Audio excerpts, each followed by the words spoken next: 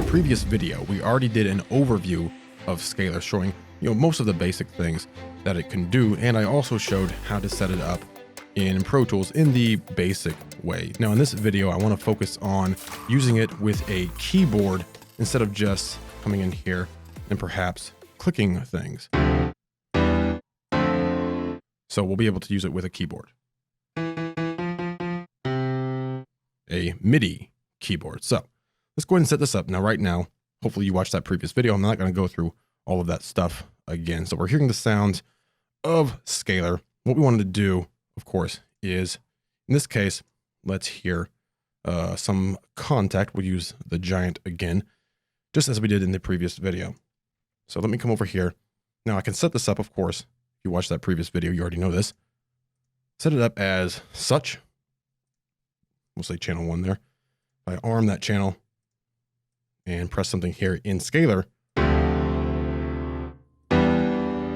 I'm, of course, triggering a contact. I'm also hearing, of course, Scaler, so let me turn that off there. So now we just have contact, not hearing Scaler here, just hearing the giant.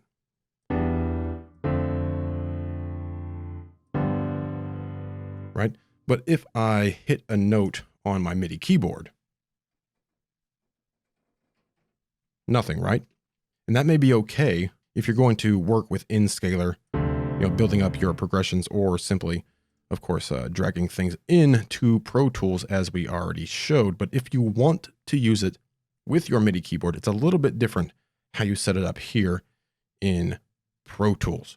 All right, so we have some MIDI tracks here already. So if I just, again, record enable contact, and I want to use Scaler, but I also want to use my MIDI keyboard once again, I don't get any input. Now, the reason why that is, even though I have this track record enabled, if we look up to the instrument, what is the input of the MIDI? Well, the input of the MIDI is Scaler. There's no input from my keyboard. It's from Scaler. Scaler is then triggering contact, in this case, channel 1, which is the giant. So if I want to trigger Scaler using my MIDI keyboard, I need to make sure there's some input within Pro Tools that triggers Scaler with my MIDI keyboard. So right here we have MIDI channel set up. All right. So come up here to your input, and we want this input to be our MIDI keyboard. So usually you can just choose all. You could select just the Axiom if that's what you have, or whatever you happen to have. I'm going to leave this on all. Just keep in mind, if you're not getting what you want, or you have multiple keyboards, this is where you would set that up. Okay, I'm going to leave it on all because that's going to pick up my MIDI keyboard. Then for the output of this channel, I'm going to send it to Scaler. So Scaler channel 1 is what I want. Okay, so I arm this track now. I press a note.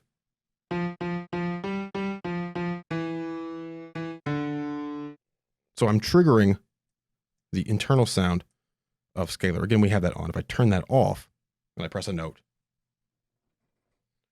we're not hearing anything. Okay, now again, I want you to pay attention to the routing. Once you understand the routing, this will get much quicker. So we're triggering Scaler, okay? But we want Scaler to trigger up here, right? And we want that to trigger contact. So we have to arm this channel, or whatever channel you happen to have your instrument on. Again, it could be on an aux track, and it would be a little different. We'll do that in just a second.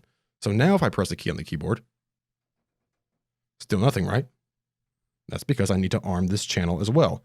This channel, let's go ahead and call this Scaler MIDI here. There we go. So in Pro Tools, I'll shift click to have multiple channels armed, multiple either instrument or MIDI channels armed, okay? You select one MIDI channel, it will focus on just that one MIDI channel. Same thing for our instrument channels. So in this case, I want this channel armed, shift click, that channel. So now I press a key on the keyboard. Let's pull Scaler over here so you can see it. We are triggering Scaler. And that in turn is triggering the giant. Okay. So I can also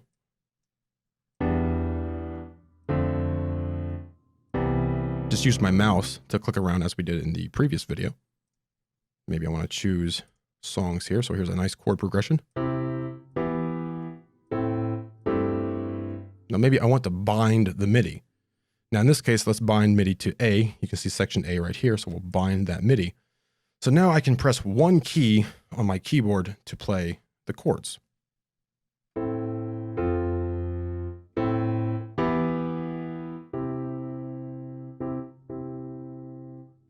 Now I could also bind to section B down here. Let's bind to B. So now I'll play through the major scale with my keyboard.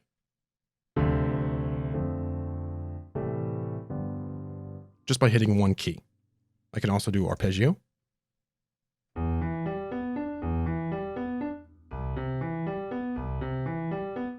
And of course you can do strumming and change up your options here in your arpeggiator and use scale lock and things like that as well. I could go to scale lock so that way I can't press any key that is not what I want it to be. Put this on voicings, the correct voicings. So this way it will lock me within the scale. And of course, like this, I could still use things like detect. Go ahead and start that.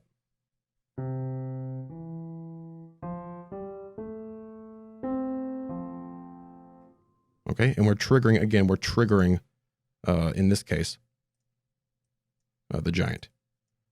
Now I could, of course, trigger something else as we saw in the previous video. In that case, I just want you to understand the routing here. So our scalar MIDI channel, if you want to use your MIDI keyboard, you can set one up and just leave it, okay? You could have multiple scalars if you want, but most of the time you probably won't need to. So again, set your MIDI keyboard on some MIDI track as the input, okay? Again, I'll just leave this on all. You want the output to go to scalar, the MIDI output. Scalar then will trigger whatever instrument channel or other MIDI channel that you have it set up, which we're going to look at next. But in this case, scalar out right here, all channels is fine. And we can switch this to channel 2. So now I hit a note on my MIDI keyboard. Now I have that arpeggio on. Let me take that off.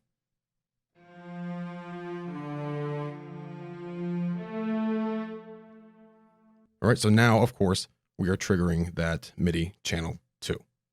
Okay, so that's the basics of it. Now we're going to go over it with more MIDI channels. Just understand that routing.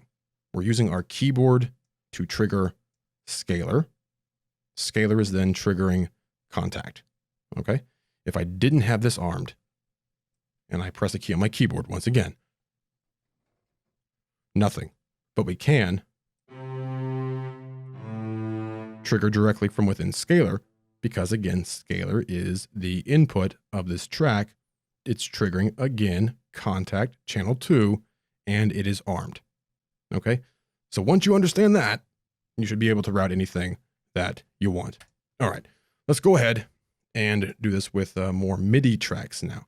Now, as I mentioned, contact could be on a aux track. Scalar could be on an aux track as well. I'll go ahead and move it to an aux track. You don't have to. I'm just going to do it. Okay. I could also move contact to an aux track, but let's just leave it here for now. We don't even have to have it trigger anything because we're going to use our MIDI tracks. So again, we have scalar on an aux track. All right. We have the internal sounds turned off. All right. We still have our MIDI channel set up for scalar. Very good. Now let's use this MIDI channel to trigger strobe, which is on, of course, our aux track here. Could be an instrument track, doesn't matter. We'll come down here and name it strobe. Or it could be synth or whatever you want. So now the input, what is it? What do you think it is? The input is scalar. That's right. So scalar out is coming to the input. We want to trigger strobe. So what do we choose for the output of the MIDI? We choose strobe. Make sense? Very good. So if I just arm this track, pull up scalar, select that, and if I just hit a note in here, or chord, we of course make sound through strobe. Now if I hit a key on my keyboard, I get nothing. Again, why? Because I don't have any input from my keyboard into scalar. Okay, so what do we do? Again, we have this track set up. Shift click. So now I can press a key on my keyboard. There we go. And we can use Scaler with our keyboard or from within Scaler here. We could, of course, trigger Falcon like this as well, but let's do it. Let's do something here. Let's call this piano. Okay. Let's call this strings because we're going to trigger contact this time. And let's call this percussion. Perc is fine. Or we could call it drums, doesn't matter. So we'll take this off arm for now. What we're doing here is we're setting up these different MIDI tracks to trigger here in contact. So this is channel 1, strings are channel 2, and our drums are channel 3. All right. Now you might have multiple instantiations of different synthesizers or instruments across several instruments or aux tracks. This is the same exact thing you would do. Okay. We're just doing it all within contact here, but same exact thing. All right. For setting up your MIDI channels. So once again, all of these for the input, we want to be scalar out, all of them, because we want to use Scaler with contact. From there, make sure we just set this up to the right channels. So this is going to be channel 1, which is the piano. This one here will be channel 2, which is of course our strings. And this one here is already set up, but it will be channel 3. Okay, so arm this channel, obviously shift click to arm our MIDI keyboard input. So now whenever I press a key on the keyboard,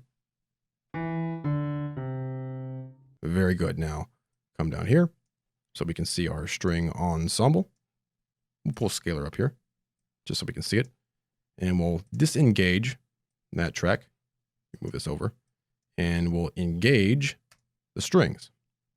So again, let me shift click, make sure our Scaler track is on. So now I press a key on my keyboard. Right, so I can of course use my arpeggio.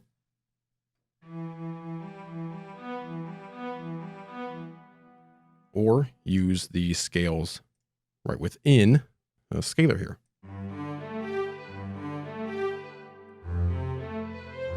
Let me turn the bind MIDI onto A there.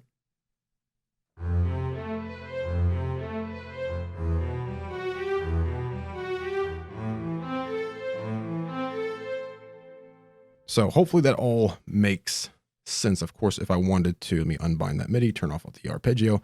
Now, if I wanted to go ahead and lay down my percussion track, of course, arm that one. If I'm using Scaler, of course, arm this Scaler track as well.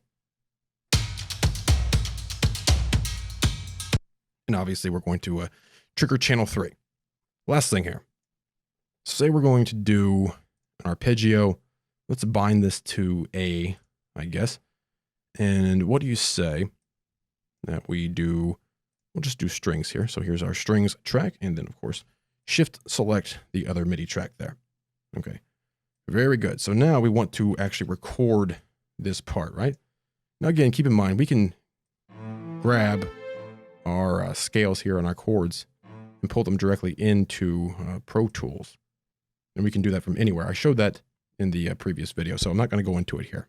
So now, let's go ahead and record this so you can see what happens. So again, we are triggering the string ensemble.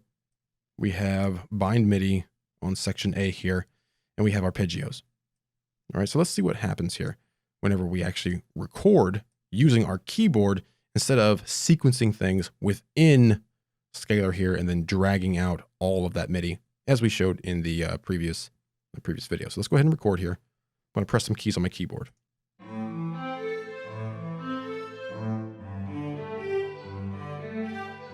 So not the greatest performance in the world, but that's not the point, is it? Close those down. And now you can see exactly what happened here. So on the Scaler MIDI track, now again, keep in mind, this is the track where in my case, my Axiom 61, my MIDI keyboard is coming in, okay? And that's triggering Scaler. So these are the single notes that I pressed, all right?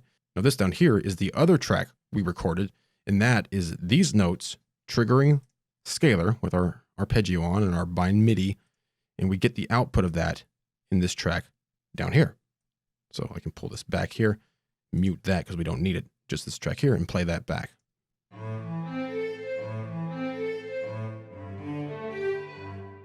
And there you go. So that's how the recording would work whenever you're trying to use your keyboard with Scaler instead of simply coming in here and chord enable here.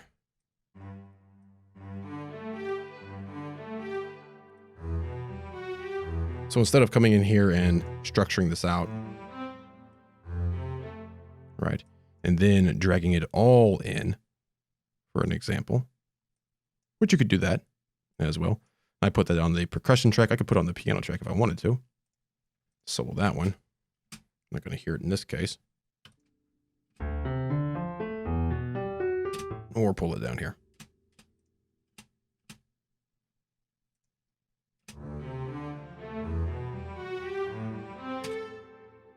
All right, so that is recording with your keyboard and using Scaler. It's a great tool at pluginboutique.com. Highly recommend it. Of course, that bind MIDI didn't have to be on. You can do a ton of things. I'm not going to go into everything here. And by the way, you can always come to this help tab. And there are a few videos here, an integrated tutorial that you can step through as well to learn the the basics about Scaler. Again, I highly recommend you watch that first video because I went into more things like changing our triads up and things such as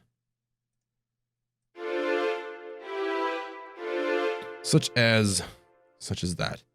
So if I wanted to record, just as an example, I want to record the piano, I want to record the strings.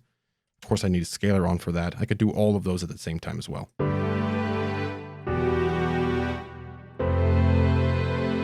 And I could press the key on my keyboard. Or do strum, for example. Make sure I put bind MIDI, let's say on A.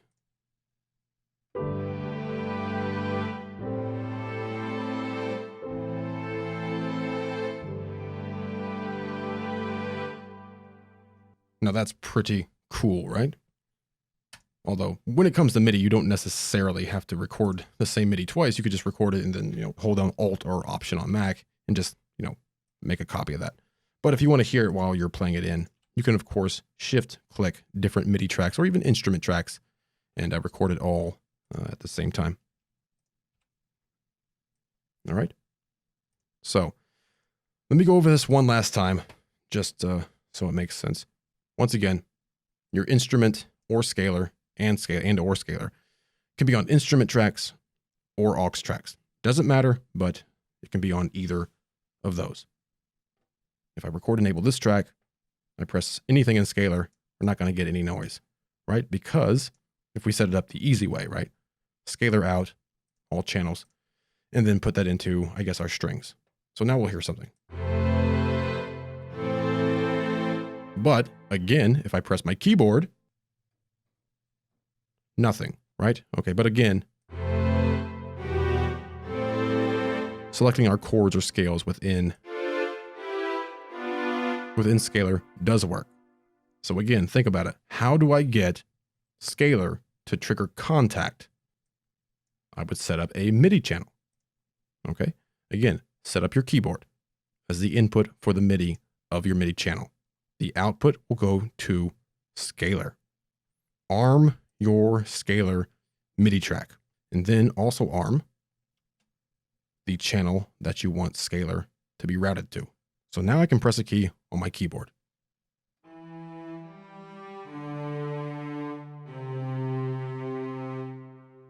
Awesome. And recapping one more time, let me set this to all there. If we're going to use MIDI tracks, same thing. On the MIDI track, wherever you have Scaler instantiated, doesn't matter aux or instrument, doesn't matter. Set up a track. Once again, have that be your input from your MIDI keyboard. I'm emphasizing this because routing can be a tricky thing, especially if you are rather new to MIDI. So once again, the input of the MIDI track that you want to trigger Scaler with, with your MIDI keyboard, set that up here. Then send that to Scaler. Very good. We already have this set up over here. Okay, we want this to be Scaler for the input in this case. And let's just send this to, say, channel 1 of contact. Again, arm that track. And we can use Scaler with our MIDI keyboard into, in this case, Contact. Combine the MIDI if I want.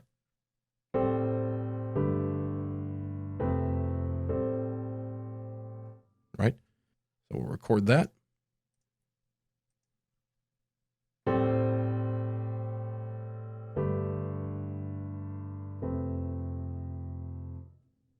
Stop. And what do we get? Well, right here on this track, we get that bound MIDI, all of those chords. And on the scalar track, we just get those single notes. All right. So I play back this track here.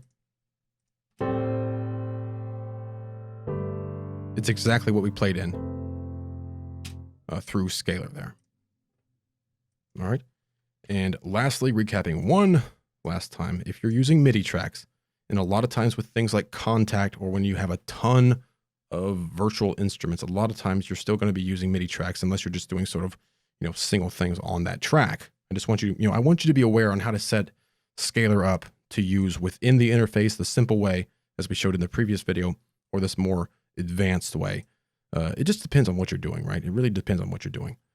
So again, on all of those tracks, on your MIDI tracks that you want to trigger separate things, set the input of that MIDI track to the output of scalar. And you can do that, by the way, from the edit window as well, assuming you have your I/O on. If you don't have I/O on, you can't do it from here. Here's our piano. Once again, I'm emphasizing this because people seem to get confused in this here. That's my MIDI keyboard right here. This is scalar. So my MIDI keyboard, once again, is going to scalar. Scalar is then coming out of scalar and in to, in this case, the piano track. From there, it's going into Contact, in this case, channel 1. Same thing for our strings. The scalar out, the MIDI that is coming out of scalar, okay, is coming in to this MIDI channel. From there, it's being routed to Contact channel 2, which are, of course, the strings. Same thing for channel 3, channel 4, channel 5, channel 16, however many channels you happen to have or instruments that you happen to have. All right. Arm the track that you want scalar to trigger. Also arm scalar so it can get the input of your MIDI keyboard. Then just play.